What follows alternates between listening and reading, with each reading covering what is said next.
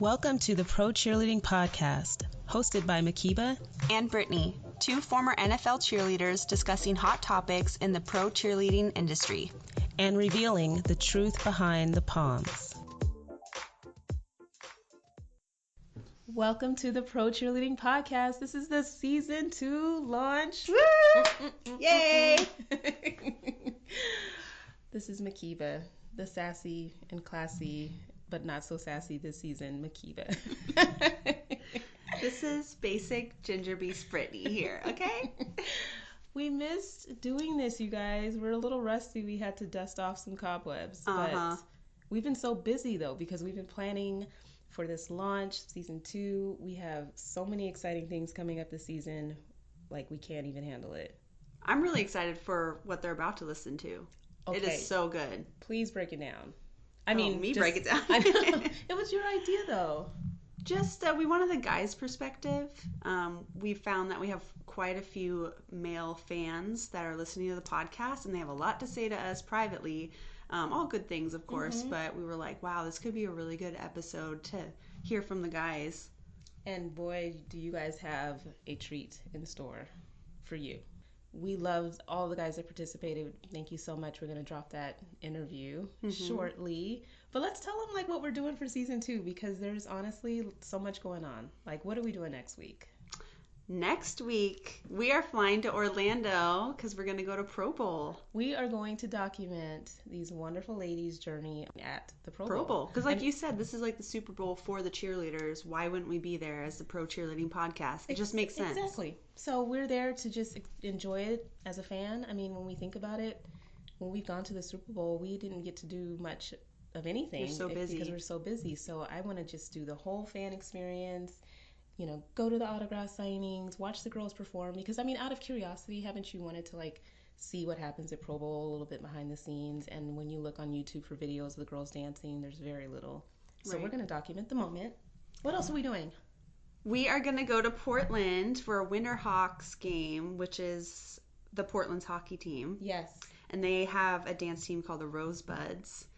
I can't wait for that. We actually danced with one of the current dancers there. That's true. So she was a Seagal for a few years and on a Trailblazers. Just one season with us. But also the Blazers. So we're excited to see them perform. Yeah, that's super cool because they dance on ice. Can you believe that? I need to see this. Cannot wait to see. So we're obviously covering all 3 sports. There are a couple more sports actually. There's plenty more sports actually that you have cheerleaders, but we want to cover them all. And then we're going to a Trailblazers game, because we got to interview the Trailblazers coach. So that's cool. An interview that's coming up. We're also interviewing a former NBA dancer that was selected for All-Star game. And so we're going to kind of get the All-Star versus Pro Bowl type comparison from that interview. What else are we doing? A lot of interviews, though. I feel like interviews last season were really fun to do and just get different perspectives and stories. And yes. Our 2 interviews were Lindsay and Roisha, right? Right. So that was really fun. Mickey was our very Mickey, first that's one. right. So it's going to be exciting to just have that many on the rosters already. We're busy, and it won't be just us talking all the time. Even though clearly I don't have a problem running my mouth, but like you said, getting more perspectives, and hopefully people will, use the hotline and participate in the discussion, because we have way more topics that we're covering this season, and We Dem Boyz is the best way to pop it off. For sure. We already have some people talking to us on social media, huh, Makiba? Oh, the little shit talker. Hey, you haven't really made it until you have a hater, right? Yes, somebody was on our Instagram page and doing a lot of back and forth on the Bitch Better Have My Money episode, and about they shouldn't do it, and if they're going to complain about what they're getting paid. And not even complain. They said, don't do it if you're going to whine about it afterwards. Yeah. And I was like, wow. I hope they understand that we cover a lot more topics than just our pay. Mm-hmm. But yeah, we were talking about it. Yeah, I just had to jump in it a little bit, but I'm working on myself. I'm going to start taking some what do you need to take to calm your behind down? But Adderall or something. But it was fun. He stopped talking after I jumped in there. But not even that. We appreciate the good and the bad, because honestly, push back on us, tell us what you want us to change or different, spout off on us on our hotline. Just go for it. We want to hear We from you. welcome it. Yeah. Just come knowing your facts and we'll appreciate the dialogue. I'm kidding. I'm really nice. I really am. But let's just get right into that episode. Are you ready to? I'm ready. Okay. We hope you are too. We'll see you on the other side.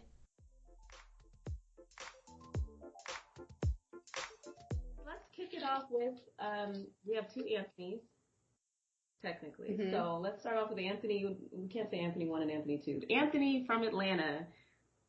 Well, not really from Atlanta either. He's from Seattle, but in Atlanta. It's so hard, but he lives in Atlanta now. I've known Anthony for quite some time. Anthony, say what's up. Hey, what's up? It's Anthony from Atlanta. Glad to be here.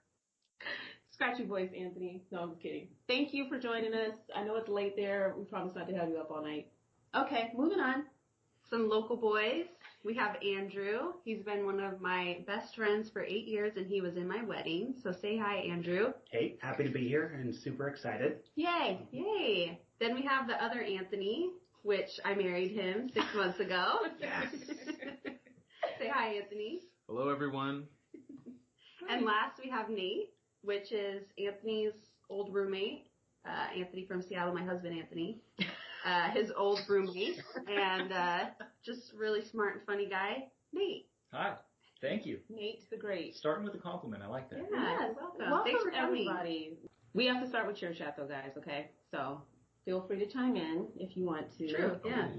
We came up with what we call Wonder Woman Wednesday, right? You know how there's like Women Crush Wednesday or whatever, and Wow Women Wednesday, blah, blah, blah. Wednesday Wisdom, I don't know. We wanted to have our own way of shouting out girls that are on teams that stand out, maybe kind of like the unsung hero of their squad. And we picked 2 so far. Yep, we've had 2 Wonder Women Wednesdays. Yeah. The first one we kind of cheated because it was our old teammate Kelsey Yes. P, who's like has a 6-pack and she's just gorgeous. She's a fitness guru. She's been on like every calendar cover, back cover, centerfold. I'm sure you guys want to see what she looks like, huh? Yep.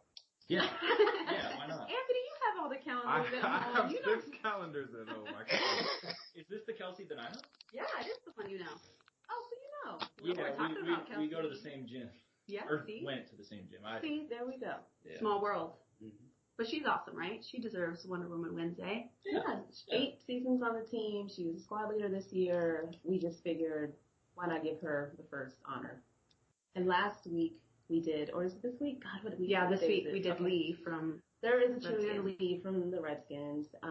And, you know, just for the record, and this is why we're talking about it for Cheer Chat, okay, the bios for cheerleaders on these websites are so... I won't say they're lame. They're basic. They're so basic that finding like something interesting to pull out to like really shout the women out has been very, very difficult. It's like finding a diamond in the rough, but I found one. Mm-hmm. Yay. You did. So Lee, she's a 5th-year veteran on the squad, and when she made the team on her 4th season, she made it 8 weeks after having her baby. Oh, wow. So, And this wasn't her first, I mean, I don't know if it matters which number, but it wasn't her like 3rd or 4th kid. no. Oh. I'm like, where'd you hear that? It was her 10th child, 10 days after giving birth.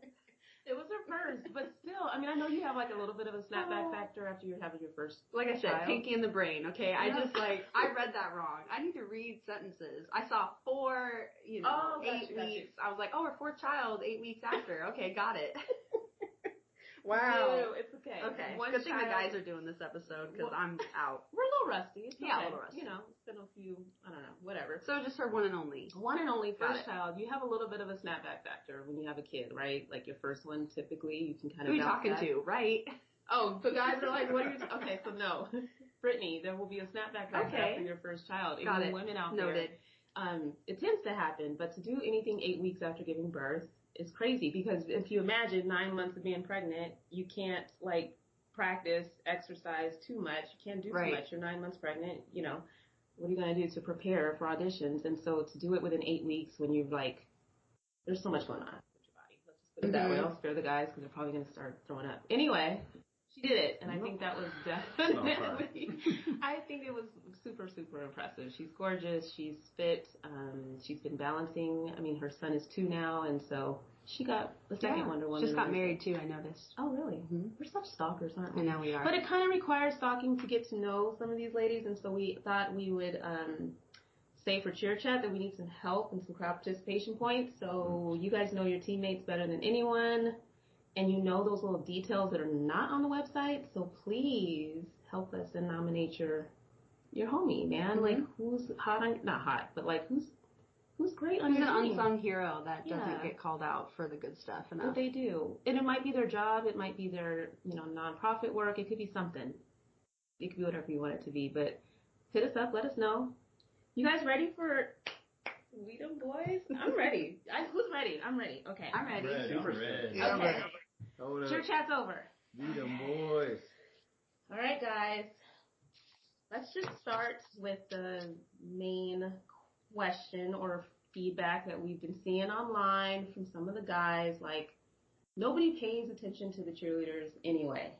They're just like, we saw decorations, we saw, like, basically that were pointless, right? Mm-hmm. So the first question of order is, how much do you guys pay attention to the girls performing on the sidelines when you go to a game? Whether that be basketball, football. Don't all jump at once, but I'll call on you like a teacher. Well, I will say a really controversial statement right now. Okay. And that is, I don't like sports. And I am only into this because of Brittany and you, Makiba. Okay. With being Seagulls. So this is my first real time into it. And I never really watched football, but I would watch it for the cheerleading. Okay. To support you guys. So that's my main focus when I watch it. Right. So you are supporting and watching? For sure. Well, yeah, you guys. The football, no. Okay. But the dancing, I love dancing, so. Okay. I appreciate that. We do appreciate that because not everybody. Anthony's shaking his head. So yeah, no, I'll be honest. I watch football, and I'll be honest. I pay very little attention to the cheerleaders. I'm there to watch the game, and I glimpse at my fantasy stats to make sure my team's doing okay. And, but obviously, when you keep, when you were on the team, I paid a little bit more attention and had an appreciation for the technical aspects of it. But yeah, prior to it, just wasn't something I thought about. I wasn't against it, but wasn't something that made a huge difference in me enjoying the football game or any sporting event I intended to go to. Okay. So I'd say from my perspective, it's definitely interesting that like on TV as a fan, it's very different from being at the game as a fan. So when you're watching on TV, I'm sure you've noticed when you watch the games, they really don't show the cheerleaders at all. Maybe for like a 1 second snippet, and you'd be like, oh no, I don't really know that person. So or they're getting plowed into by the players, so it's funny. Because, or dancing with the players, side by side. They had that whole Richard Sherman thing with whoever that was. So it's very interesting from a fan's perspective because the majority of people, let's face it, are watching on TV. So they don't really see live what you girls are doing on the field, for the entire game. So that part's interesting. But then if you look at, okay, you're actually there as a fan, I'll be honest, before I think I started going when you joined the team. Mm-hmm. And I think as a fan, now that you're no longer on the team, you don't really watch as much. During like quarter changes or halftime, there's a big come out or big performance. That's definitely like the main focus because that's, during a break. But during the actual game, it's kind of an afterthought. So our sideline dances you're not really paying attention to. It's more like the big features when the players aren't on the field. Exactly, and I'd say the common fan is probably the same because they're focused on the game or your fantasy stats, checking up on things. So it's definitely interesting, when you're on the team or someone on the team watching and seeing what they're doing versus you no longer being on the team and then also watching from home is completely different. Mm-hmm. I actually wish they would show more of it on TV, so you could spot people that or get the appreciation for that. But think about how many times, too, like you'll be doing a routine full out and they cut the music before you're even done. It's like, that's true. It's like, thanks a lot. You didn't even get to finish. Mm-hmm. So I get frustrated a lot watching you during that. Interesting. Yeah, thank you. Yeah, honestly, without a vested interest necessarily. You know, I'm a couple degrees away every time. My friend is married to a seagull kind of thing. You know, I'm not saying that Brittany and I wouldn't consider each other friends, because I think if we saw each other alone, you know, we'd both be like, yeah, that's my friend. Yeah. But I just I've never felt like that was the main focus at a football game. Mm-hmm. Now, when you go to a basketball game or a hockey game, I think that the crowd is so much closer that they can draw a lot more attention straight to the middle. And if that's how they frame it, then you're going to have more attention on it. And I think that that's where you're going to get the majority of your viewership. Dang. That's a good point. Yeah, because mostly basketball and hockey arenas are a lot smaller and condensed. Mm-hmm. That's so true. So I never thought about it like that. Good and you're point, talking Nate. about like a 70,000 person stadium, and you know the seats are super far back from the field or super high up from the field, so we look like ants for the most part out there too. I would be curious too to see like how other teams allow their cheerleaders to perform. Because if you think about all we've seen, or at least I've seen, is the Seahawks and the Seagulls. So you guys get your come out, you get your 2-minute warning or halftime dance, and then the other one at the end of the game. Some teams, I'd be curious if they even get that. You know? Can you describe a come out from a fan perspective? What does that mean? Yeah, so coming out for me, I mean, it's kind of like when you think of your football players coming out of the tunnel and the Flames or the Water Jets or whatever your team has. The Seagulls, right before that, the announcer comes on and says, and now, introducing the Seagulls. And they'll come out and there'll be a song. It's usually always the same song first, and then there's like another song that you come out to, and they just do a full-out routine in front of the fans. So it's kind of like a big deal. Like everyone's like, oh, the game's about to start. Not everyone's in their seats at that point, but a lot of people are. Yeah. And, you girls do your big performance, and that's one of the biggest ones of the game. And then you line up, and then all the players come out after that, from what I remember. And then there's like the national anthem, and then game starts. Yeah.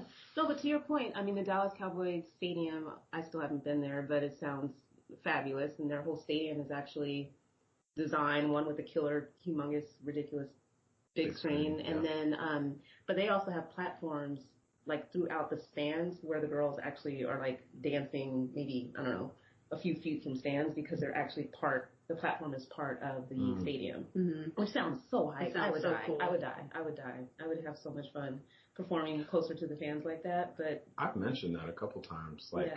It'd be cool. Our stadium's huge, so being able to go into the crowd and like interact, not directly, but like being closer would be cool. Nice. Or like we tried to come out. Yeah, do you remember that game that we walked through the fans onto the field and then tried to get into formation to dance? It was really bad. We only did it once. Yeah, it didn't work so smoothly. I got a question for you. Do they ever profile any of the girls on the team? Do they ever like put up their like a headshot and some things about them or anything on like a big screen? They at the game.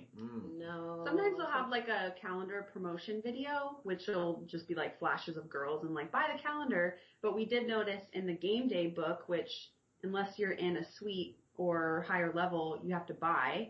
But they would feature 3 girls per game. And before, in previous years, they would like give a little background, kind of that generic 5th year, I'm, doing this, I went to school here. Now they don't even have that. It's just a full, like, 3 panel of girls. Yeah. And it's like, doesn't even say their name. I think it says their name, but that's it. So it's almost like. But you were asking, like, too, like, the other teams have, like, they call it either cheerleader of the game, and so the camera will focus on them, and I think they are on the big screen a little bit to kind of feature a cheerleader. So I think it totally depends on how each team organizes their game day entertainment, and some have more of a focus or feature on cheerleaders and others don't. And I would say we probably are on the side of more like don't. I don't even think we have big screen moments. Well, maybe not, because I'm watching the girls, not the big screen, but it just seems like there isn't as big of a focus. So my question revolving around, there are 24 girls on the team or so. 24 to 32. 24 to 32. Sometimes 40 for some other teams. Wow, that's a lot. You could feature 3 to 4 girls per game kind of thing, put them up on the screen. Because I feel like you could engage the fans more to watch the cheer performances and to be more engaged with that part of the game if you let them have a little more information. But you could pick favorites kind of thing. You'd be like, oh, that's my favorite. That's my favorite. Right, I'd like to see her dance. Now I know that she went to Purdue. Right. Whatever it is. That's a great point. I think that'd be a good way to like celebrate them so that so many people weren't always like, what is the point of having them? Like, okay, let's make there be a point. Let's, showcase them and give them more of like a quote, voice per se. Mm-hmm. I like that. Even if they showed like our stupid, they're not stupid, I'm sorry. What if they like just showed our, I hated recording them, that's why I call them stupid. The video bios, but they could even just show that, and like you said, just feature pick a few girls and then just show the video bios up on the big screen during a dead point in the game. And that would be a way for people to kind of, like you said, connect with the girls, get to know them a little bit. Because I feel like in prior years, maybe I was just naive, but like rookie year and the second year I made it back, it seemed like people had a good sense of the characters on the team. Like they knew who certain people were. They had their favorites, whether that was like from community activities or like maybe just seeing them all the time, or I don't know, but they felt like they knew who we were more than like the We've been hearing years. that from fans. They're like, we don't know anybody on the team anymore. Like what you're saying, Andrew, it doesn't really like, you don't get to know the girls as much as previous years, I think. Missed opportunity number one. No, just kidding. No, this is all pretty awesome. So there's a consensus that unless you're dating one or you know of one, you probably don't care. Don't care. So what's better? What should go first? I was gonna say, what is that saying where it's like marry, kill, F? Oh gosh, what? It's not something I've ever heard. No, I was gonna say the mascot, the cheerleaders, and Blue Thunder. What's Blue Thunder? Exactly. Okay, cut that out. Next question. Wait, well, what would make you guys? So we covered. Damn it, Brady. I don't want to cut that out. Let's play. Oh, you want to play? Yeah. Let's do it. Cut Blue Thunder. Well, I feel like that would. No one's gonna F the mascot. Some people might be into that. Right okay. Look, Anthony from Atlanta's like, what are we doing? I thought this was a mature podcast. Stay focused. Okay. So the question was, in addition to maybe having more of an opportunity to get to know the girls, what would make you want to watch the girls? Would it be this music that makes you like pay attention? Is there anything that could be done? Is there any dance move where you'd be like, oh, let me look? Or is it just the same answer? It would have to be the same answer. I think the best thing would be to, do some sort of introduction. Again, if I did not know anyone on the team, I wouldn't have paid no attention to it. I'm there for the football. I guess, again, and I think the best point was just the geometry of the football field. It's huge. There's a lot going on. And, you guys, I think you said you break yourselves up into quarters on the edges of the field. If I remember right, it's been a while since I've been to a Seahawks game. Yeah, no, we're in the corner. Yeah, so if you're busy watching the game, you may see what's going on in front of you. You may get an idea of those girls who were in there before you rotate. But again, if you don't make an overt, action to try to engage people, to let them know, hey, this is part of the game as well, or this is part of your experience, no one's going to make the effort to look at it. They're just going to sit there and watch the game. Has he been to a Falcons game? Yeah. Anthony, tell us about the Falcons game experience. Is it the same thing? The last time I went to the Falcons games was when the Seahawks were here, and I paid them no attention. I was there because come on. Aren't these big booty girls? You didn't pay any attention. Oh, yeah, I could say that they were pretty, but I'm there cheering on my Seahawks. Okay. I got a question though. Hey, did you go into the stadium and they had really good concession prices? Because I heard that Atlanta stadiums are real good for that. Yeah. Nah, man, I pre-partied before I got down there. I was already pretty faded by the time I walked in there. I'm talking about soft pretzels, man. Oh my goodness. And is there any interaction before the game with cheerleaders? Are they in the concourse area? Anything like that? There's nothing like that. Oh, okay. I mean, another interaction with the fans potentially is when we sell calendars before the game starts. But if there's nothing like that either, then all right. But again, like me, you know me, I'm pretty focused. I'm there. I was like, all right, this is my yeah, it's me. I'm about to get on that spot. Anthony is an engineer, like a civil engineer, and he's all about the business. He's going to keep us on task tonight. Is that right? Well, the next topic, and this is all good feedback, so thank you, everybody. We've got some juicy, we're going to have a debrief on all this stuff. Are you feeling some kind of way? A little bit? No. I was over here like, sex, marry, kill. That's it. But we're going to pivot a little bit to a more serious topic, maybe, right? What's our next topic? The 49er cheerleader kneeling for the national anthem. Did you guys all catch that, an image of it, or see it at all? Yeah. Did you know about it before we? Yeah, Okay. I did know about it, but I feel like the media coverage was pretty shallow. I've got a little note I took because I looked it up because I wanted to be well informed on it, and I couldn't find much as far as substance goes. Yeah. There was basically just like a brief article saying this is what happened, this is what she did, and then they showed her meeting the cheerleader stats or the information, the stuff you were talking about earlier. It was laughably shallow. It was like her favorite song is this, and her favorite holiday is Halloween. I'm like, that doesn't. That article. How can you talk about that when we're talking about racial injustice and police brutality? Right. How can that be what you focus on? It totally defeats the purpose of what she was doing. And I thought that was not only disrespectful, but I think it defeated the purpose. No, so it feels good to hear guys say this because we're the players for this. Yeah. Well, I mean, when we covered the episode Shut Up and Dance, we were talking about just the dynamics when you're on a team and how difficult it is to speak up about pretty much kind of anything. I mean, depending on the team, right? You might have really open leadership, or there may be access to the front office or ways to kind of bring up issues, but for the most part, there is a little bit of a code of silence. And so for her to take that act and do something that huge, and for the media to pick up on the blip, because it obviously, the picture went viral, but to not really discuss the heart of the issue. She may have been in a gag order from the minute she done it. Like, you're not doing any interviews. You're not allowed to speak to the press at all. You did your little thing. Now shut up for the rest of the season. She could have been kneeling every game after that. We don't know because nobody's covering it. So it's really frustrating because she, I'm sure, had a very clear purpose in mind. But I'm curious what her experience was built as part of the team and just in general, because the media obviously has ways of changing the focus of the conversation or silencing dialogue. And we just wanted to open up to you guys to hear your thoughts on what you would have done if you saw that in person with somebody. I mean, I would have applauded her. In my opinion, the first time I even heard about it was from your guys' podcast episode on it last season. And I even tried to look it up just as recently as today to see if there was any more information, because I was curious if she was able to talk about it. And same thing, I think I saw the same article that you did. And it was just crazy to not see any mention of any updates on it. And it's really disheartening, especially with where we're at with our social climate. I'm not trying to get too deep into that, but just to not see anything about it, it was ridiculous, I feel like. So it's a shame that there wasn't more coverage, and I would like to know, if she kept, kneeling with every other game. But, or if she makes the team next year, which would be at least a sign that she's not being punished for it. Do we know, was she still on the team the entire season? Yeah. Oh. Yeah.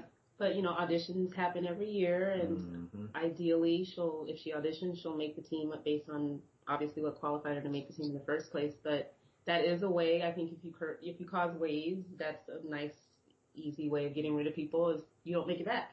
I hope that's not what happens for her, but it's something that could. We'll keep an eye on it.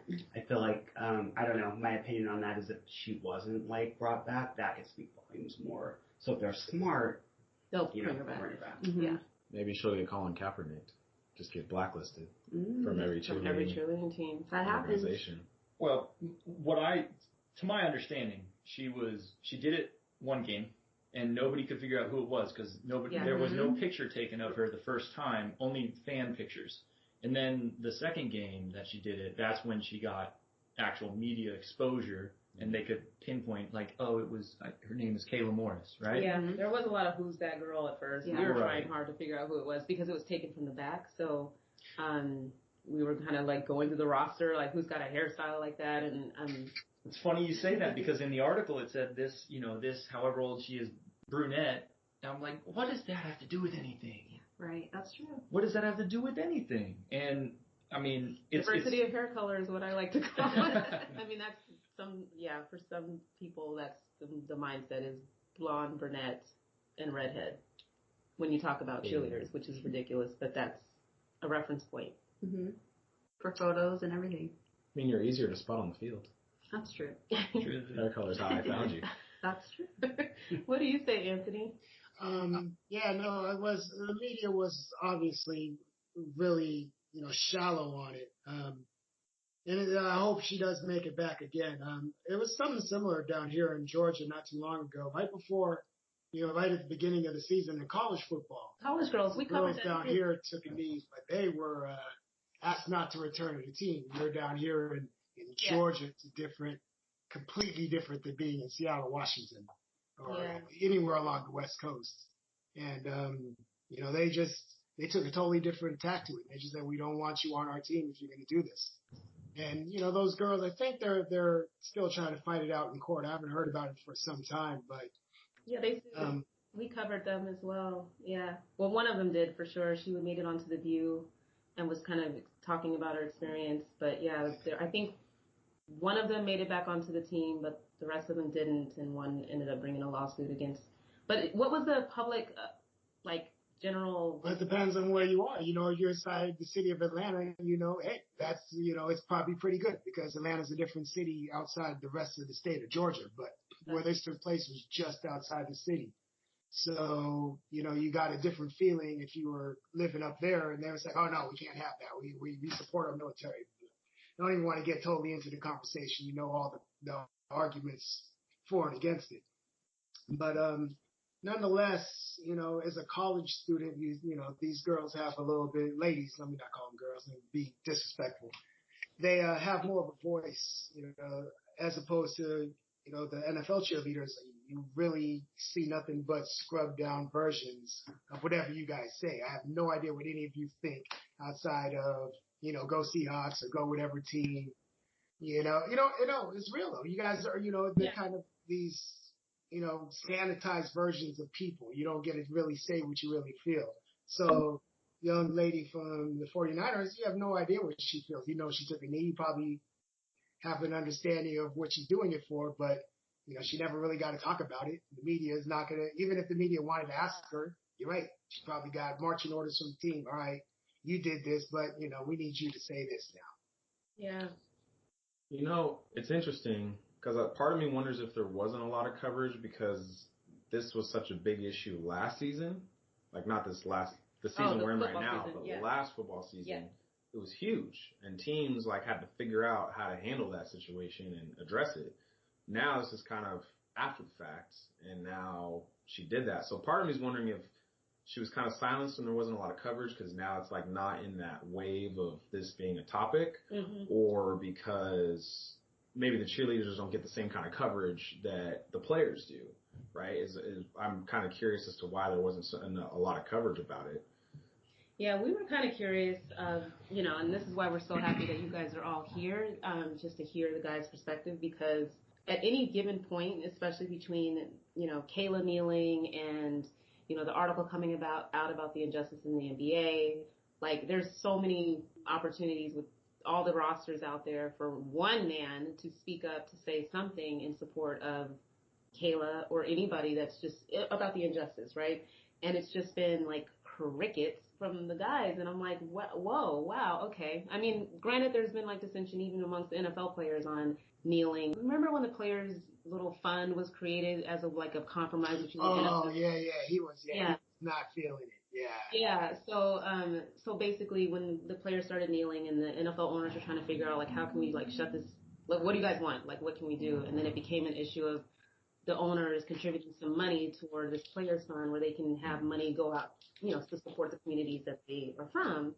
And as part of that negotiation process with the ownership, there was supposed to be, I think, a united stance among the players that included, okay, you're going to let, Cap come play and our other dude.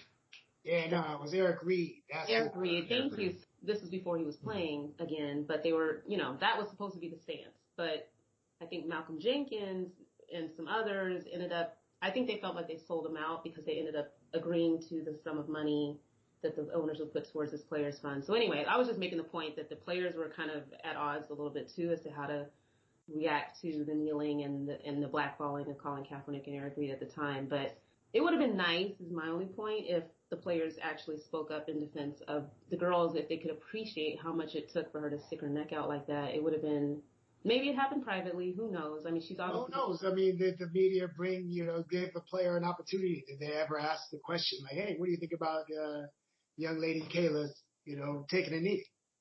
I don't know if there was even those questions out there to even give them a chance to make a comment about it because no one really came out. They got a Twitter account though. I'm old. I don't look at Twitter. I don't know what's going on. They could have done something. Me personally, I think it just has a lot to do with the fact that it happened a year after. I think for a while their teams were scrambling and trying to figure out how to handle that situation, what rules to have, like rules of engagement. They probably had no idea when this was happening and trying to scramble and figure it out. I think now that it's a year later, they probably have they probably added it. Yeah, they added it probably to their rule book, their handbook, whatever you want to call it. So you think it's old news? You think she missed the wave of it? I don't think it was old news. I think teams were just better prepared on how to handle that situation. They got Olivia and how to nip it in the bud. Handle the PR, but and squash it and make it go away. I think after that, every team probably came up with how we're going to handle that situation, and so players are probably now told to just shut up and play, basically. And you can even tell the way they cover the national anthem now on TV. It's rarely, I mean, they're just not, they know, they all, I'm sure, just have their own direction around. We're not even going to show the players at all. It's not going to be on camera anymore. It's just the ratings. Yeah. The NFL is probably all about their money, all about ratings. Yeah. I think there were some people who were not watching the NFL because they actually supported Colin Kaepernick. I mean, they act like it was only the people who opposed people kneeling for the anthem that weren't watching the game anymore, but I don't know how substantial those numbers are. You'll never know based on just ratings, right? But why people weren't watching. But very, I mean, it's sad because her voice is, until she speaks up, probably when she's not associated with the team anymore, is when she'll probably have the freedom to say where her mind was at. And it'll be even more after the fact, to your point. So we're still rooting for Kayla. We hope she makes the team. We hope that if that's what she desires, and we hope that she has the opportunity at some point to give voice to what she did and why. And we'll just have to keep people posted, right? Yeah. Did you guys sign NDAs when you were on the team? Non-disclosure agreements? Mm-hmm. So I know a lot of teams do have their cheerleaders sign stuff that says basically don't talk. Well, there's things like there's publicity provisions, and we'd have to pull out our rule book. I mean, it wasn't like you can't talk, but a lot of things that we, in terms of media appearances or just speaking with the media, had to be approved. Right. Like the act of doing it, not so much like censored in terms of what you say. But I don't know that it kind of was though. Even though we didn't sign anything, it was highly encouraged to be like, oh, I don't know much about that topic, like play dumb. And be like, I don't know much about that, but I'm going to learn, or that was told to us quite a few times. I was a rule breaker, so I don't know that I abided by that rule very much. You did get in trouble a few times. I did, actually. Damn, you're right.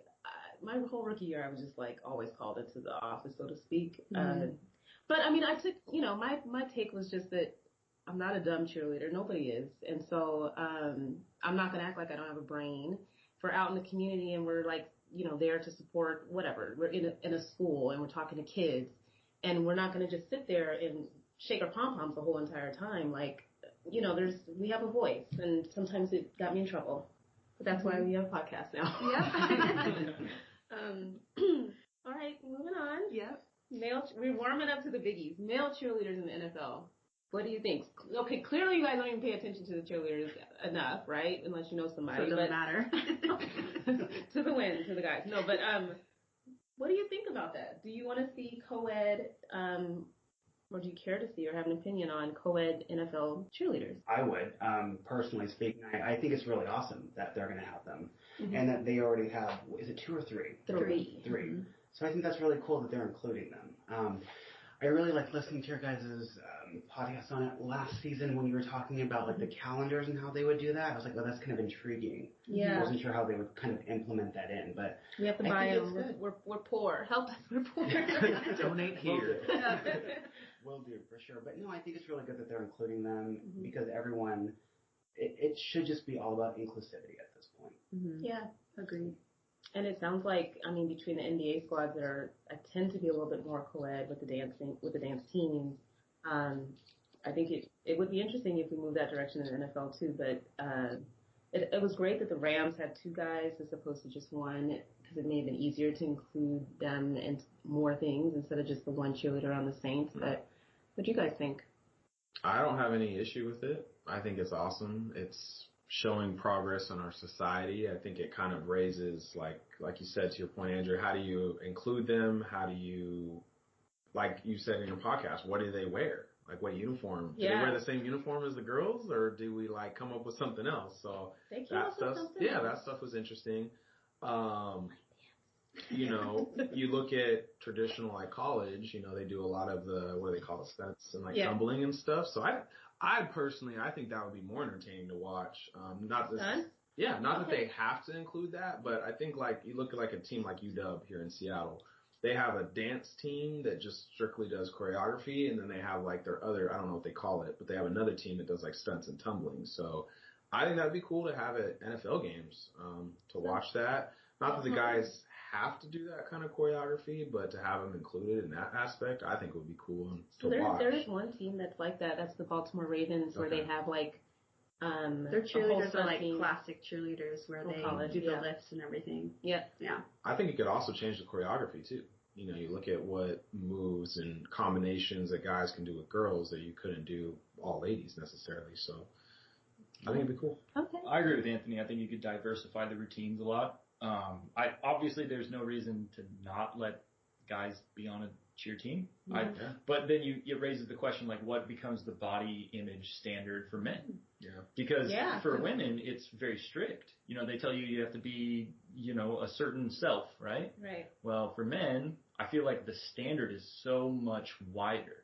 Because, you know, there are people who are viewed as really attractive and they're skinny, and then there are dudes who are really attractive who are like buffed out, and now we're dad bods. Dad bods, exactly. We've moved all the way up the spectrum. But there's never been a mom bod, right? Exactly. Oh. So, you know, I've been watching The Office a lot lately, and you know, when Tam has her baby, she gets made fun of because she's got her post-baby bod, right? Mm-hmm.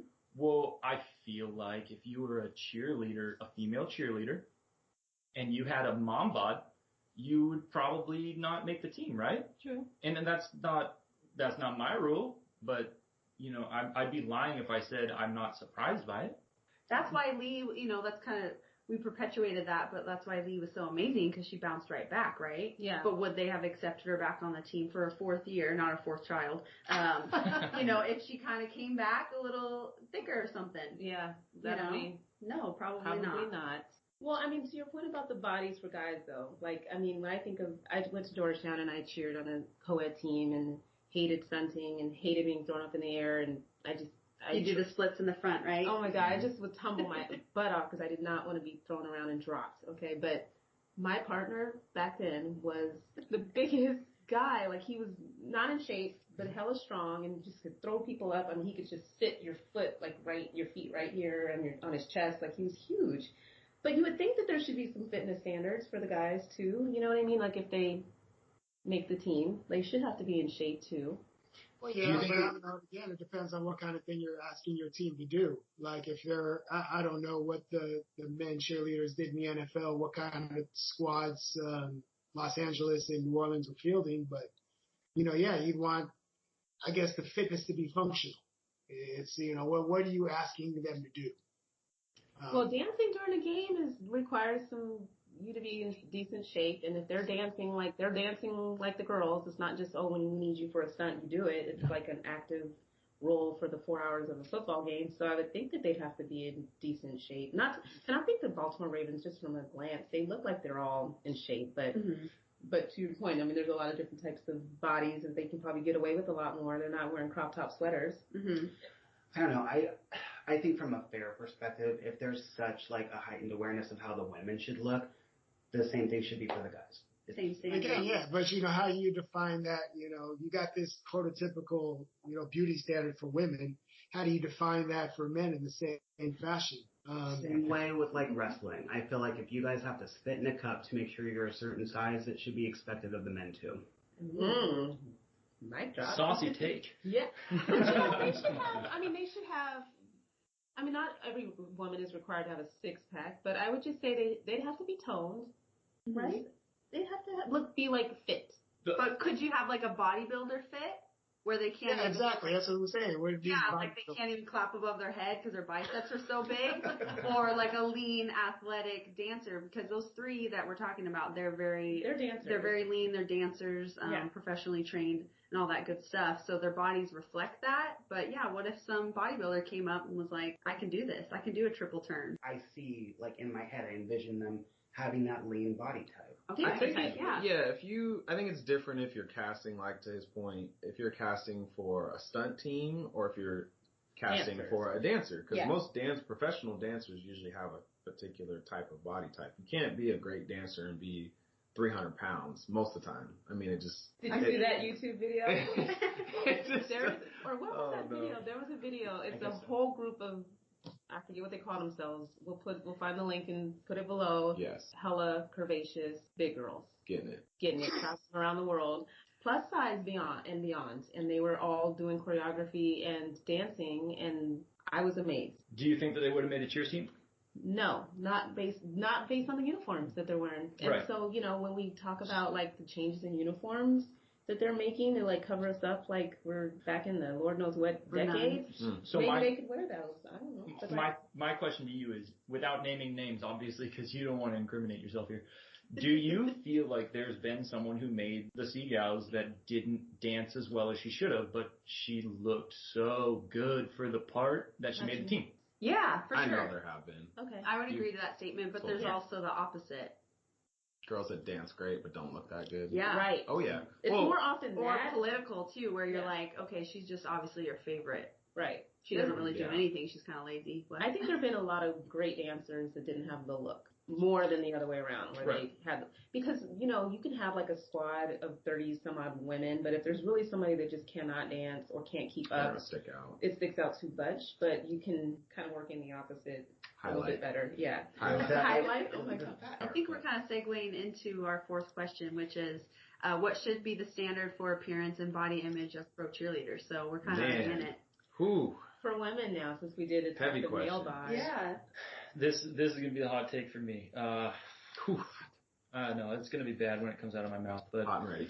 Do you want more attention or less? Because you're going to get more attention if you fit a certain mold. And But we got some. Okay, so back to the point of earlier, like how much you pay attention. A lot of these squads are smoking hot women, like banging body, smoking hot face, and they're also dancing their asses off, and nobody's watching. So, like, what do they need to be naked? Or what will make you guys do it? I've watched people who watch football games, and sometimes watching people is as much fun as watching the game. When the cheerleaders are panned over for like 3 seconds, they go, ooh. Mm-hmm. If you lose that factor, you're going to lose even more attention, right? Yeah. And But she could be so busted that's like, dang! Everyone's looking and like, oh no! But maybe that would draw more intrigue to be like, damn, what can she do on the dance floor? Yeah, maybe. So I'm just saying that the margin is thin enough that I think that you don't want to lose your audience if you feel like it's not as big as it should be as it is. I have a different take. I got frustrated with the molds that all you girls had to fit. Describe that mold. 5'4", blonde, blue-eyed, thick, with no hips. So you like a more junk in the trunk look. I mean, what if Kim Kardashian made the team? Do you think that would be a distraction?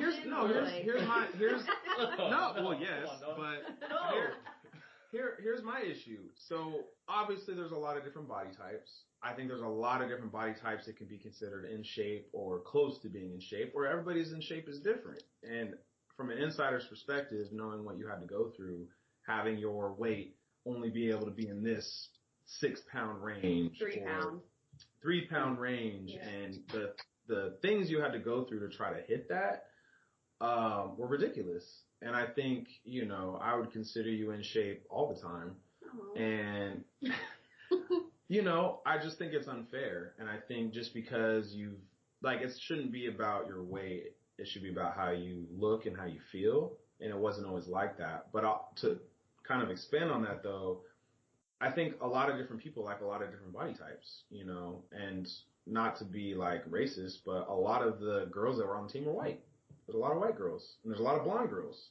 So you don't see, Makiba, I'm sure you notice it. You don't see a lot of black girls. You don't see a lot of Asian girls. You don't see a lot of Latin chicks. You don't see Pacific Islanders. And at least in arts, it should be representative of the community and what we have in the Pacific Northwest or wherever your team's at, and we don't. And so for me, that was really frustrating. But also, it was. It is. It's just why, it just doesn't represent our community. And I think a lot of different people find different body types attractive. Not saying, if you can't dance or you're not in shape for yourself, or you don't have, there needs to be some standard for a look, and you have to be, well groomed and take care of yourself. And can't be busted. And represent yourself in the community. Brush your teeth, put on deodorant, brush your hair.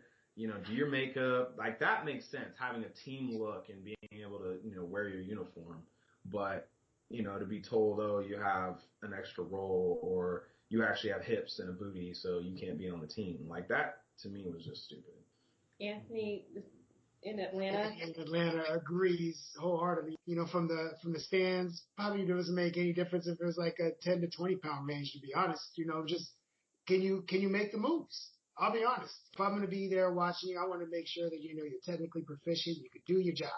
And if you could do your job at this weight and this body type, you can do it. And like my man said a second ago, there is many a different body type, and more than likely all those body types are appreciated by men. Would you appreciate the different body types in the current uniforms, right? Because if we're talking about like, ooh, I want to see hips and whatever you might want to see, or big ass, I curse, whatever.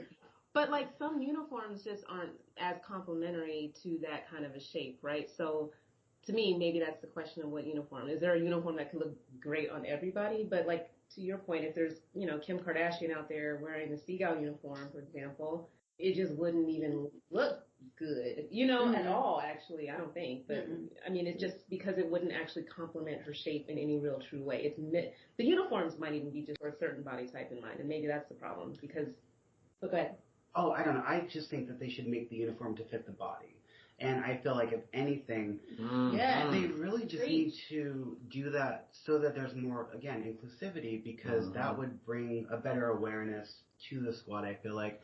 I remember listening to the episode where you talked in the Let's Get Physical, like hearing you talk about how you had to eat, how all you would eat was just like tuna and lettuce. And the fish salad diet? Yeah, that's not okay. And everything that you guys had to put yourselves through, I was absolutely shocked. What I will say is that I really admire what you guys did to get yourselves to that weight, because it just shows your passion with it. So just knowing how much you love what you do with this, to be able to put yourself through that, I think is amazing, and I applaud that. And I really love that.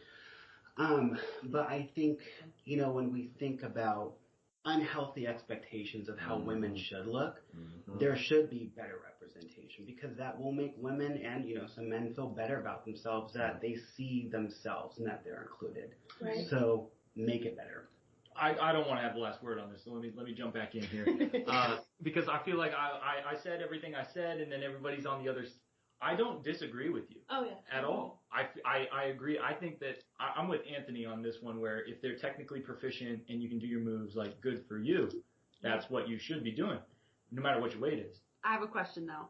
Okay, let's say she's wearing a two-piece, her stomach's out, it's very jiggly, but she nailed like a quadruple turn. Are you going to be looking at the stomach whipping around after her, or the double, triple, quadruple turn? I'd probably been like, damn, big girl got moves. That's my only question.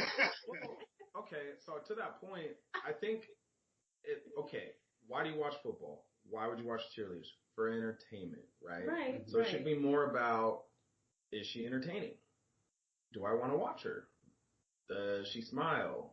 Does she capture my attention, right? That's one of the biggest things at tryouts is she may not look the prettiest, but is she captivating? Is she fun to watch? Yeah. Are you confidence? Are you entertained?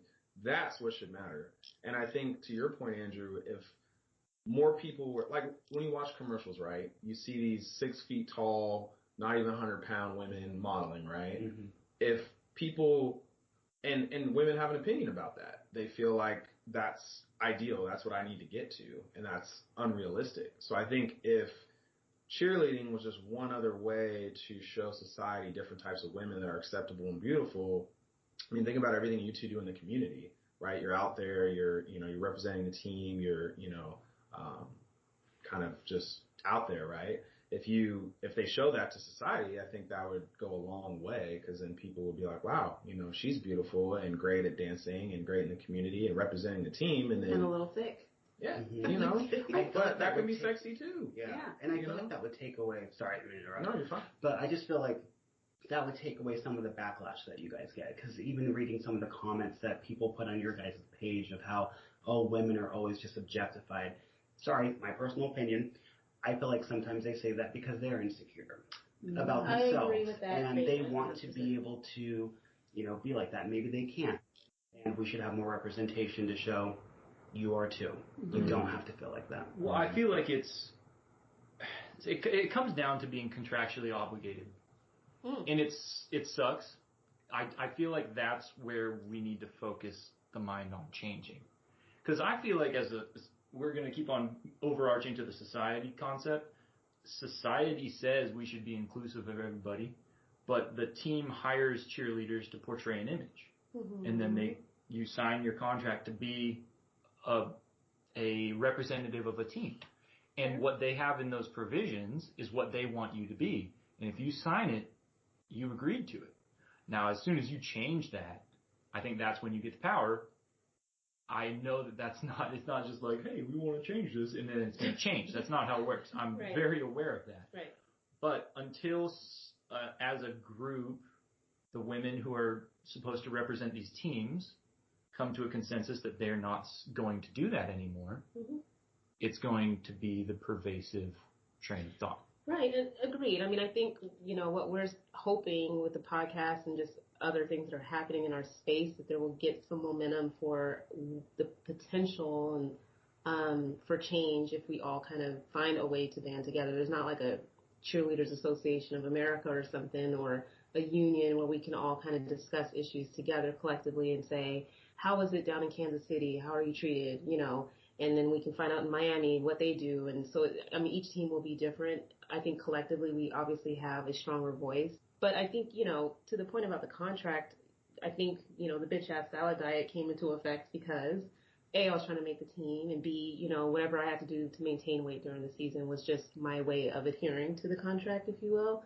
But, there's a complete imbalance of power, right? Because when I think of people like Rihanna and Beyonce, that, Rihanna did a whole fashion show that had all different, a pregnant chick model walking around in her fashion show, so many different body types, and she just did it boldly, and, she's a woman calling the shots how she wants to call it, and Beyonce had backup dancers that were some big girls, and they killed it, and, it really just depends on who's making the decisions, and, something that I pointed out, I don't remember what episode, but it's just, I really am curious how much power the female directors, by and large, the directors are women, but how much power they really do have to change what that image looks like. We were talking about that. And I don't know that maybe there is some man upstairs or something that's saying, no, I want them to be hot, and they're not hot enough unless they're looking this. I don't know how it's getting set, but I think either the directors need to realize what they can collectively do to change that, and we do see some changes going on, or figure out really where the power lies. Don't they have a director summit? They do. Where they get together. I remember the old director had some. Yeah, they do have a cheerleading director summit. I don't know what they discussed there. Well, but go ahead. What's interesting too? You mentioned the contract. Even the NFL players have contracts about and their weight, oh, yeah, their I don't know, like muscle dimensions or anything like that, but body fat, all that stuff. It's like very interesting. You mentioned the power. Like both the players and the cheerleaders don't have as much power as they'd like. We talked about That's Eddie what the Lacy. CBA's for. Yeah, Eddie Lacy was struggle yeah. busting, man. Right. He was like, I'm having a hard time with this. I just want to eat, Panda Express. He did. Yeah, that stuff's good. But it is good. It is a valid point, though, that, like, the players are held to certain standards as well. It's not to say, when we hear about the issues with women speaking up about these rules, it's just that they're a little unreasonable. Not a little. They're unreasonable most of the time. Like, if you're going to sit in the closet and make people think about what they could have done to work out. Did you hear that? In the article about an NBA cheerleader. This is the article about the NBA dancers and the issues that they were raising. But this girl did not make weight, and she was sent to a closet, Tiny closet. basically timeout closet, to think about, had she done everything that she could to get to the weight? Like, what more could you have done? We were told that, remember? You'd get on the scale and go gunk, gunk, and like go way up, and then our director would be like, so did you do everything that you possibly could have done? And I'm like, yeah, I spit in the cup, like everything. Right. But also, we were always told to be like untouchable and almost like unrealistic. And our director would always be like, if I could do it, you can do it. And, let's see you do it. Sorry, but let's see you do it. Well, I mean, because the expectation did. itself was ridiculous. That, from a Tuesday to a Thursday, that you can make some radical 3-pound change, 5-pound change in your body. But that was the expectation. Like, all it takes is just some extra gym time, and you're thinking, okay, I gotta go to work in the morning, I can't work out at work, there's like 8 hours if I'm supposed to sleep. Like, when are you doing this, like a miraculous weight loss in 2 days type of thing? But it's the expectations, to someone's point, I don't remember who now, just that they're way out of whack. Like, they're just out of whack. And so the directors could decide, or they can discuss with their legal counsel, like, what would be an appropriate, policy to have that we could enforce fairly, because some people, I think it's just discretion, but it was very subjective and probably ill-informed. Like we talk about this all the time. Like, why couldn't we have, like, the trainers or the nutritionists that the players use and have access to? And I think they tried that one year. He gave a speech. We were all hungry, too hungry to remember, because we were supposed to get weighed that night. Oh, my God. Talk about a practice. Okay, sorry. The practice where they actually did, and I appreciated the sentiment and the thought behind bringing him into our practice to talk to us about healthy eating habits and don't eat in your car. That's all he said. I was like, what am I supposed to do after practice? Right, eat in my car. No, but we were supposed to get weighed that night, so everybody was starving, right? And here comes this surprise meeting. Get there at 6 o'clock, and and he's like giving his spiel on healthier eating habits, and we were starving the whole time. It just fell on some deaf, hungry ears, and it just would have been nice if it was like, maybe something like that early on in the season before you've established this weigh-in policy, like, or something that's a little bit more thought out. But they stopped weighing, apparently, at least for this team. I think they're trying. Yeah, they don't get weighed anymore. Oh, step in the right direction. Yeah. I mean, it's hard to have a conversation about a number. Yeah. But if you guys are saying, like, if you see jiggling going on, like, really, you're not going to be tripping? Nope. No. What? Okay. Look, if a big girl's kicking and doing splits and doing turns, like what am I going to do? Ask her out on a date? Like, I don't have access to these people anyways. I want to see a big girl move. Okay. Why not? Yeah. Cool. And I think earlier we were talking about, too, like, how much power do the directors really have? Who's writing the handbook? Who's making the rules? Can she edit it if she wanted to? Because Brittany said, you got a talk from a nutritionist who's a man. Yeah. And I understand where you're coming from. It's you don't want to have some man talking to the women who might not have the experience. He doesn't know what the struggle is for them. But if the director's a woman and she signs off on this handbook that you guys have to abide by, technically aren't you getting your rules from a woman who's saying these are the standards you have to be held to? That's my concern, that when you hear about the rules and how people are mistreated throughout NFL, NBA, by and large, it's female directors doing this to, like, the woman from the Houston Texans that, like, duct taped some chick's back fat or whatever the heck she literally pulled her skin with duct tape into, like, to thin her, to make her look smoother. Better silhouette, she said. Yeah, so she literally. What? Yes, for real. There's a lawsuit. Or they'll make them wear their two-piece and, like, jump, and if anything jiggles, they have to remove it. Sororities get shut down for stuff like that. I mean, that's no joke. It's viewed as a form of hazing, but it's women is my point, and so I think by and large across both leagues, there should be, not necessarily an overhaul, but leadership changes, right? Because maybe they do have more power to make better decisions and realize that doing something like that is not funny. Doing it in front of the whole team in the locker room, because that's how it went down.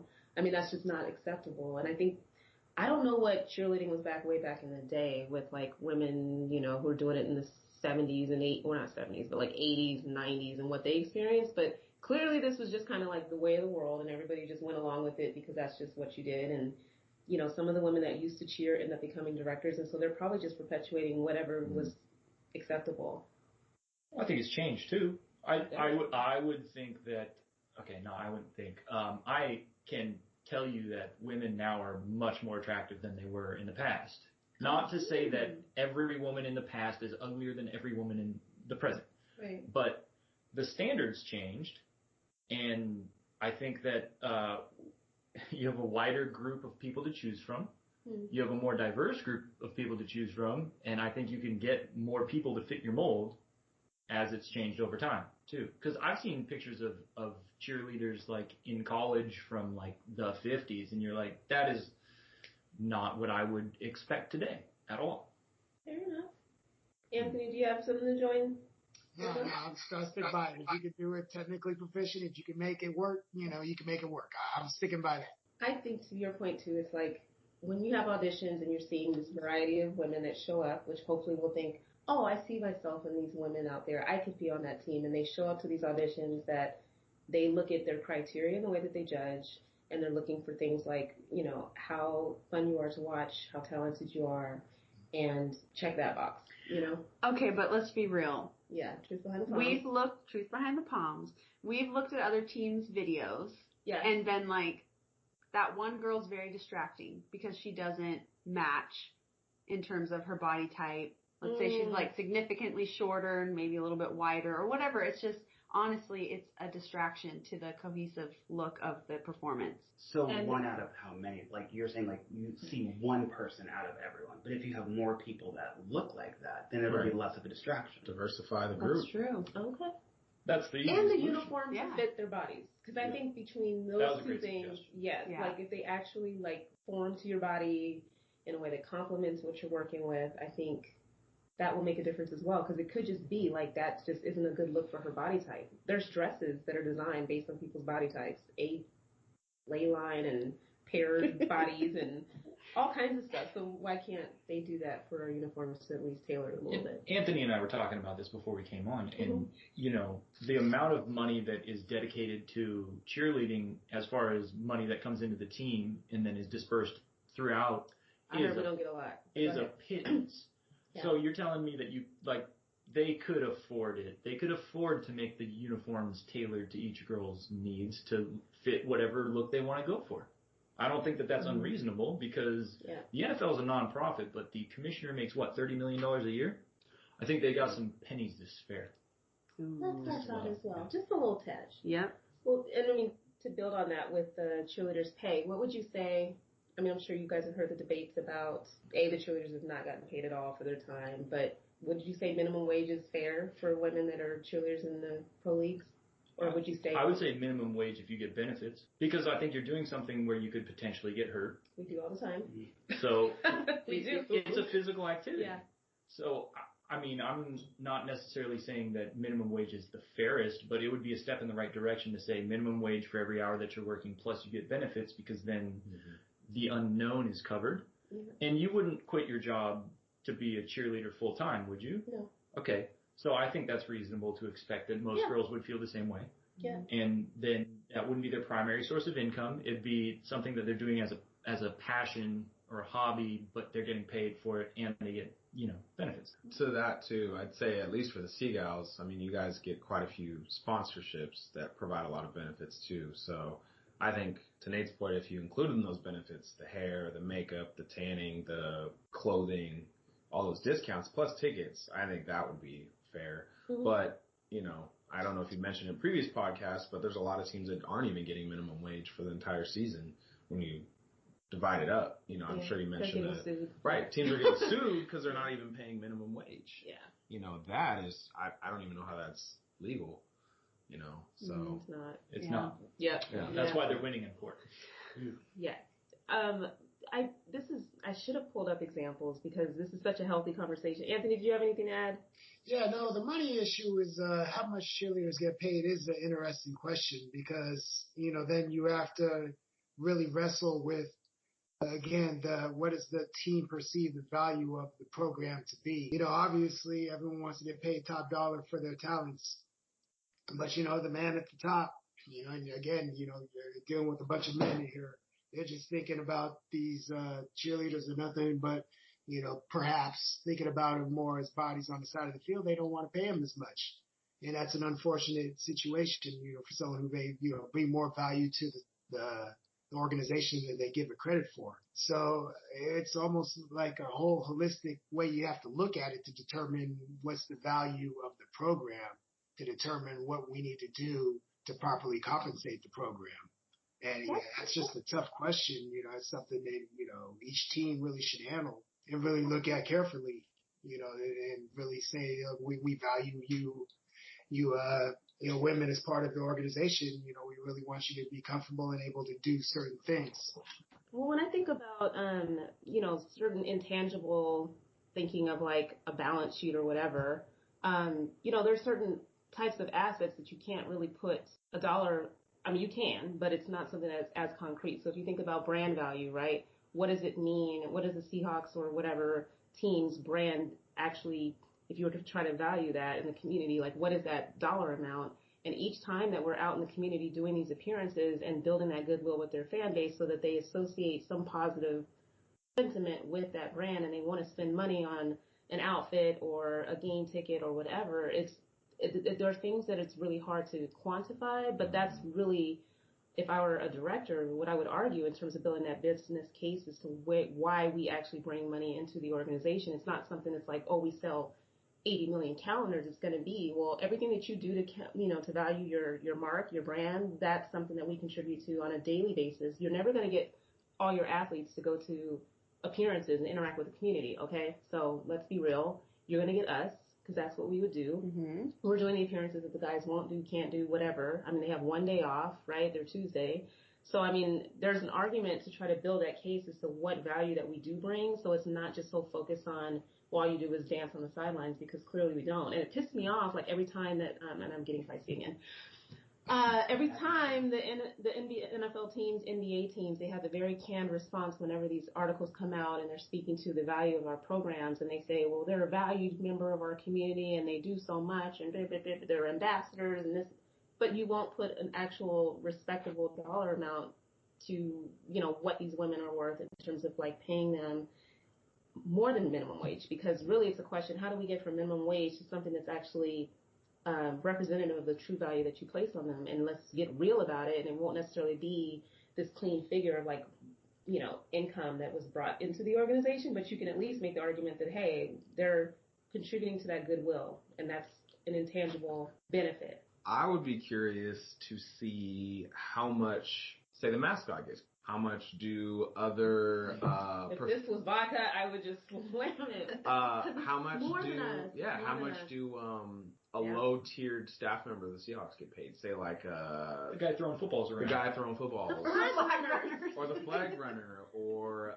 the guy who holds the cords behind the cameraman. Oh yeah. Or that's like an NFL employee. Yeah. I mean, a low-level trainer, or how much do other professional dancers get paid? I'd be curious to see those statistics and compare. And we're like bickering over whether people get paid minimum wage here. Like we're talking about people not getting minimum. The word minimum, it's funny because it has a definition, like nothing below it, right? But you're working, and you're not getting what is supposed to be the very bottom, the very floor, right? Yeah. Even at a federal level. We're not even talking about, Seattle being... I know, higher than the federal minimum wage, yeah. Yeah. No, I mean, and there's definitely room for it, like to your point. I mean, this is billion-dollar industry, so I don't see that there should really be a question of how they couldn't carve out a little bit more of that pie. They can afford it. Isn't your employer not the Seahawks? It's a separate legal entity, but it is the Seahawks. It's just like their way that they... The Seahawks pay them. Yeah. Mm-hmm. Even if it's subcontracted out, the Seahawks have to pay them. But I think even that point is interesting. The more separation you have between the team and how they're not responsible. Exactly. Yeah. The organization that's making the final payment, the more hoops you have to jump through. Right. And the less responsibility the league has to take care of its employees, quote unquote. And they always defer to that. Like each team has its own way of doing it. I mean, the Buffalo Bills cheerleaders, when they had them, they were actually subcontracted out through an entertainment company. And so they kind of were able to try to distance themselves. Their litigation still caught up, and it's like several years old because of, issues like that where they're trying to, like you said, distance themselves from a legal perspective. I mean, what I would say is like having done internships in the sports industry when I was in college, I mean, and even for Seahawks employees, to your point, Anthony, like the pull and the attraction is you're working for a major sports team. So the pay is not really great even for the employees because they're like, you're you're honored to have a job here. You know, there's plenty of people who would scream to get the jobs, climb through the door to get the job. So overall, unless you're probably at the higher levels of and within the organization, you're probably making some chump change, to be honest. Like, I don't know that it's like, oh, they got it made in the shade, because they know that they can act, the demand is there. They can easily replace people just because people will die to have that Same job. with the cheerleaders. And same with the cheerleaders, yeah. That's what I argue too. It's like if they start paying the cheerleaders more talent's going to come through, and I can't make the team. Oh my gosh. Well, to talk to your point about putting a dollar value on a cheerleader, you could make the same argument as to whether your compensation might be that you're in a calendar. I haven't been featured in a calendar yet, but look, I haven't finished my firefighter training, you know. But you've been on TV, right? I've never been on TV yet. But what I'm saying is, like, there are things that you do and that you've experienced that I haven't, probably won't, but they could make that argument. You know, there are other things to consider, and they would probably, the league and the front office would probably make that argument too. You get to be an ambassador for a team that you're supposed to love, right? So that's just devil's advocate. Mm-hmm. Yeah, that's fair. I mean, and I think, you know, everybody who's involved in this would have to question what they're really doing it for. If you're looking at exposure, that would be something, and maybe that's enough for you and why you would do it. Opportunity to develop as a dancer, et cetera. Like, you have to kind of know what you're in it for. I never did it for the money. It would have been foolish to. But at the same time, I mean, you know, I can easily see that there's plenty of space to carve out a little bit more for salaries. And salaries are for every company and organization probably their biggest, you know, pain point, because that ends up being the biggest part of your operating expenses. And I get that, but to try to get away with not paying them at all, or just really thinking that the minimum wage is where you just stop the conversation is something that absolutely needs to change. I think I'd like to talk about the athletes not necessarily standing up for the cheerleaders. What do you think? I think that it's foolish for us to look at athletes to be the moral right all the time. I think that we hold these people to a standard, and then when some of them don't hold up to that standard, we overlook it and we let them play and get paid millions of dollars, even though they may have done something heinous, because they bring money to the organization, right? Mm-hmm. But we're talking about whether a girl will be on the squad next year because she knelt during the national anthem. She did something relatively benign as far as damage caused to anybody. Not relatively benign. Come on. She did nothing to harm anyone. Right. But without naming names, players have been abusive to their wives and girlfriends, some of them pregnant. Mm-hmm.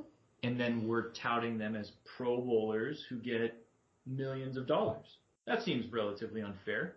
Mm-hmm. So while I would like to see the good guys stand up for the right thing, what if one of the bad guys does? Then you have a bad guy on your side, and while he might be saying the right things, it doesn't absolve his responsibility from everything else that he's done. Yeah, I mean, it becomes really murky. Surviving R. Kelly. Oh my God! Exactly. The elephant in the room. No, but I mean, because who apologizes for who there?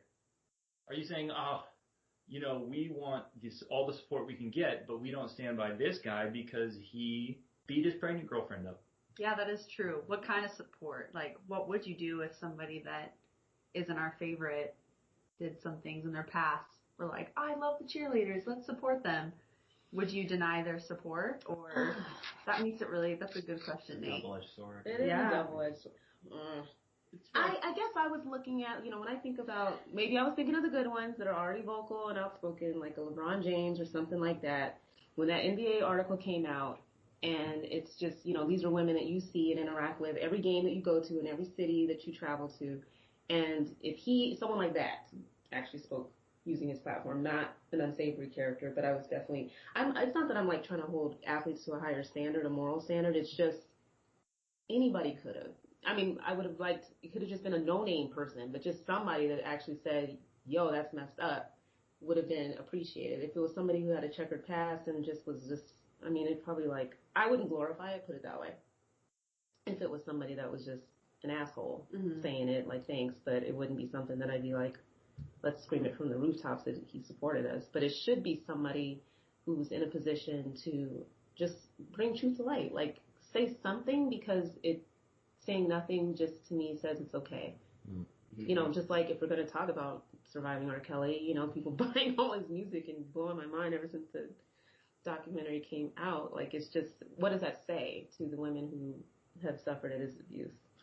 Well, yeah. I mean, each player, I can guarantee you, each player could give $1,000 of every paycheck to the cheer squad and make everybody's life and cheer squad a million times better, and a detriment to theirs at the most minimal cost, right? Because you're getting a guy who's making, you know, $300,000 in a game, kick off 1/3%. I mean, he's paying his manager 10%. Are you kidding me? Yeah. Yeah, that's not the responsibility of the player. That's the responsibility of the organization. If the organization wants to get money, okay, it shouldn't be the player stepping in for what an organization chooses to spend its finances on. You know, when it comes down to it, the athletes, yeah, they're paid a really good chunk of money, but when it comes down to it, they're just employees also. You know, they're just really well paid employees because they have the value that the organization is trying to extract. So the topic being women not getting on these cheer teams, not getting support. I think you would stop hearing most of the noise about cheerleaders being underrepresented, underpaid, you know, less supported. If that were the case, that the conversation would end. Right? I agree with that, because there's plenty of players who will give, you know, like, I'm giving this check to this cause, or, you know, things like that. So, well, the players request with that. But the organization doesn't. The player chooses to do that. Right. It kind of boosts their thoughts of that player, too. And maybe it would change the organization. Like, oh my gosh, our players are giving money. Why don't we just not give them $1,000 to do it? Yeah. I mean, when I think about the players that request appearances from the cheerleaders for their own, you know, charities, for example, like they make appearance requests of the team to come and support their causes. So it's not that they don't recognize any value that we add to the equation. So, I mean, they shouldn't have to step in for the team to actually, like, do the right thing. But it would be an excellent example of, you know, it would have to be amplified, right, for people to know about it, but it would at least show that, hey, if you're not going to do what you need to do, and I have to step in to do it for you, and it somehow, you know, captures attention, then something would have to maybe influence change. I 100% agree with Anthony that it's not their obligation, and it's not even, you know, I would expect it to not be on the forefront of their mind. Right. But a gesture like that could have a huge impact. Not that I would expect it to even. It seems like they would do other things first. Yeah. But it would make a hell of a freaking splash. Could you imagine if somebody just literally wrote the check and was just like, you know what, I'm going to use my platform to say this is some bullshit, and here is X amount to the Cleveland Cavaliers dance team because I want to make sure that you guys are paid so that you can pay rent to live in Cleveland or whatever, and just made a statement. It just seems like it would go pretty far, I would think.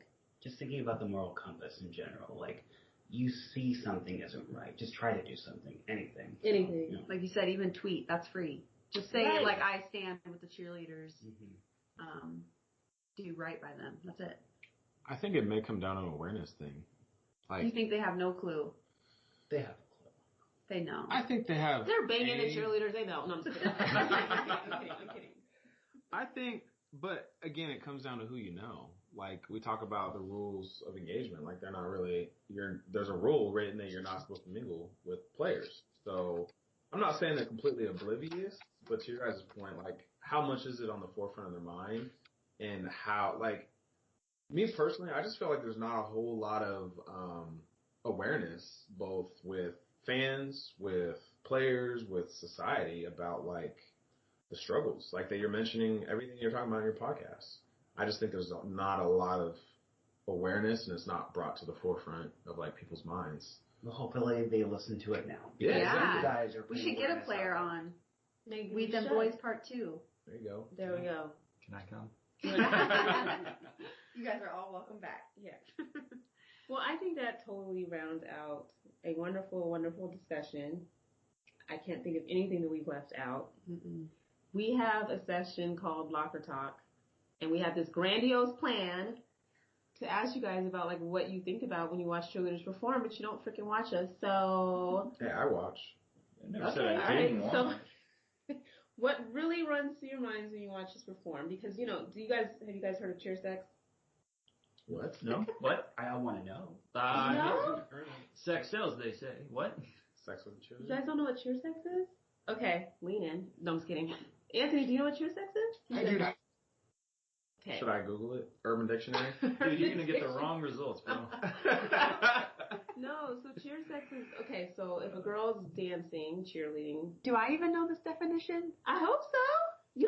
Have you never had cheer sex, Brittany? You No. point someone out and you dance to them? Is it Yes. like just Oh, eye contact? Yeah, eye nice. contact where it's like you're dancing and you're Oh, I You think I know- know. Oh, it'll I'm be bringing it on, reciprocal. I'll help you out. Is this like a one-on-one dance battle? Or you're just No, vibing like, with the person you see you're like watching? a hot guy in the stands, and so you're like, I'm gonna dance for you in this corner. Kind It's of like thing. you're- I never did that. I promise. Sure. But that's cheer sex. Has any, oh God, No. just shut up. The point is, I thought that maybe, some of you would have experienced. There whether it aren't was cute high guys in the school- close first rows. They're all old rich guys. Oh, okay. Think about that. That's true. I have bad eyes, so I can't see past, row 12. And that's just Are you so- judging the choreography? Are you looking at their bodies? Are you looking at the diversity or lack thereof? Is Like there any dance anything? move Are you where- thinking I'm gonna go get another beer? Like what? I don't think they were like looking. I, Exactly. I think honestly, I'm like, I wish I had rhythm like that because Okay. I can't dance. So Right. I Super look at it mixed like, bag. please teach me your ways. Do you enjoy the songs or like this is a weird song or think anything like that? Yeah, not really. Yeah. Yeah, I'll be honest. Like I said, I was so detached from it. I really was there to watch football game and get myself. Anthony, you've Stand never. by Okay, it. hold please. I'm gonna have to. This is like the surface level. You've never been at a Falcons game close enough where you could see these girls up close and personal, and you size their little bodies up and so forth. Oh and so yeah, forth. don't get it twisted. Yeah, I see a girl, I'm gonna size her up, and I really. It's So what's running your? So, but you're not. You're checking her out. So when you watch her dance, are you thinking things? No, I've sized her up and said that's a pretty girl. She can move. She can do. She's obviously doing her routines, but yeah, I'll be right back to the football game. You guys are boring. No, I'm just kidding. I am boring. I'm sorry. I can't No, help. it's fine. It's fine. I tease you all the time. But that was locker talk. You guys don't have anything juicy No. to share? I think it's a mixed bag. I think I'm looking, I'm like, nice. And then it's kind of like, Hey. yeah, you find a person that you think looks great doing their thing, and then you're watching, and then if something is glaringly obviously wrong, you look for errors. Well, yeah, Oh. I'm a horrible person. If I see someone mess up real bad, I'm gonna be like, I'll elbow bump them, whoever I'm with. I'll be like, she messed up bad. Okay. And look, Normal though. that's true. But here's the thing, I wouldn't hold it against her. The next time I wouldn't be like, that's the girl that sucks at cheerleading. I'd be like, she messed up last time. Let's see if she's improved. Got You know. it. Okay. And that's an honest, like, I'm a little weird, I'm a little quirky, but I don't think that's that weird. I think that there are other that's real. people who may not even think about it that do the same thing and would be like, yeah, okay. Yeah, no, he's right. We're all a little judgy. Yeah. Yeah. It's human nature. I Exactly. was just curious, like, what runs through their minds. It didn't have to be sex related. I tend to talk about sex all the time, but.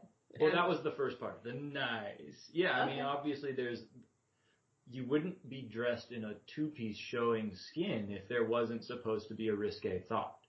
Oh. Okay. Mic drop. Boom. Well, having watched for what? 6 8 years. seasons, 6 with you on it. Thought a lot of things. I mean, I'll be honest, when you were on it, I watched you most of the time. But yeah, you think a lot of different things. I think, cool moves. You see some pretty cool stuff out there. After watching the choreography for a while, you're like, okay, I've seen that move 1,000 times. Hasn't changed year to year to year to year to year. So true. Some new uniforms came out. I think about the weird shoes now with no heel. Looks weird. You don't like those? No. It Who looks were weird. we talking to that everyone said they liked them? Mm-mm. Oh, Probably easier to dance in. I think I commented on it. on somebody that takes photographs of the girls. Yeah. And I was like, do you like the new boots? And he was like, I love them. And I was like, what? I'm not a fan either. Don't like it. The action green leotard things. Side note, I was really excited when she was describing what it was going to be. And I was like, oh man, this is going to be so sexy. Like everyone's going to look hot. Then I saw him. If you guys haven't looked at it, Google it right now. Action green Seagal uniform. And just look at the pictures. It's a horrible uniform. It is not attractive. It's not flattering. I don't care how banging your body is. It is not flattering. Wow, high five, babe. So, yeah. I did not like it either. I felt very uncomfortable in it. Yeah, I thought that. And then to Nate's point, I mean, yeah, you notice some glaring, skin things or when people mess up, Okay. Do you notice any like risque moves? Like, I'm not trying to call them out, but the last game we were at, there was like, it was like people were probably like, what are you talking about? But there was like a 3-row formation and these girls were basically turned to the back. They were like bent over. Do you remember that? No. At the last game?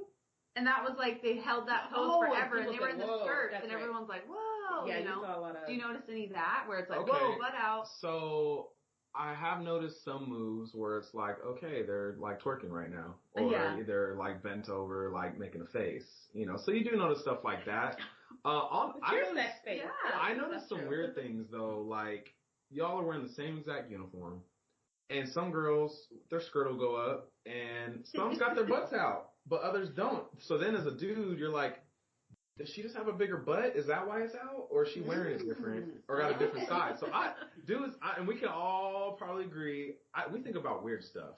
Especially you. Well, that's what we're trying to just like little stuff like that. I'm like, that's what we're trying to get to. Like, what do you guys really think about? Because it's not what we think you think about. Yeah, or or any uniform mishaps where like the skirt's being pulled down and it's like a little moon. I'm too far to notice that. Oh, okay. Yeah, I never really saw that, but sometimes it'd be like, girl, is that uniform going to contain those titties? Because they're you both have been with them girls.